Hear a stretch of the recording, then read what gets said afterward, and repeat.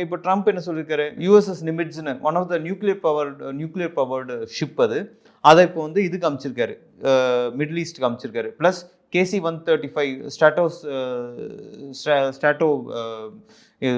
அந்த அந்த aircraft KC-135 aircraft, அது வந்து ஸ்டாட்டோ ரிஃப்யூலர் ஏர்க்ராஃப்ட் அது பேர்.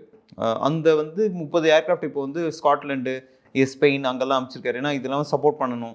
யூஎஸ்எஸ் நிமிட்ஸ் அமைச்சிருக்காரு. இன்னும் 2 வார்ஷிப்ஸ்லாம் அமைச்சிருக்காரு. கோர் ஃபைட்டிங் குரூப் ஷிப்ஸ் எல்லாம் கொஞ்சம் அமைச்சிருக்காரு. ஸோ கிட்டத்தட்ட நீங்கள் பார்த்தீங்கன்னா யூஎஸ் கிட்ட மட்டும் கிட்டத்தட்ட ஒரு 7-8 கண்ட்ரீஸில் அவங்களோட பேஸ் இருக்குது.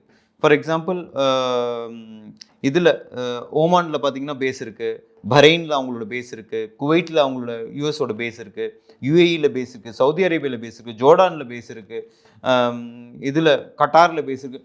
7 கண்ட்ரி, மிடில் ஈஸ்ட்லேயே 7 கண்ட்ரியில் கிட்டத்தட்ட ஒவ்வொரு இதுலேயும் வந்து 1000, 2000, 9000. குவைட்டில் பார்த்தீங்கன்னா 9000 பேர் இருக்காங்க, யுஏஇயில் 2000 பேர், அந்த மாதிரி கிட்டத்தட்ட பார்த்தீங்கன்னா 20000 பேர் அவங்க யூஎஸ் ட்ரூப்ஸே இருக்காங்க. எங்கே இந்த இடத்துலலாம் ஈராக்கில் வச்சுருக்காங்க, சிரியாவில் ஒரு 900 பேர் இருக்காங்க, ஈராக்கில் ஒரு 1500 பேர் இருக்காங்க.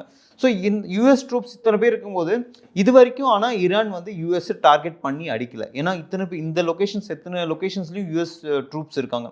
ஆனால் யூஎஸ் ட்ரூப்ஸை டார்கெட் பண்ணல. ஆனால் என்னைக்கு அவங்க யூஎஸ் ட்ரூப்ஸை டார்கெட் பண்ண ஆரம்பிச்சாங்கன்னா துவம்சம் பண்ணிடுவாங்க.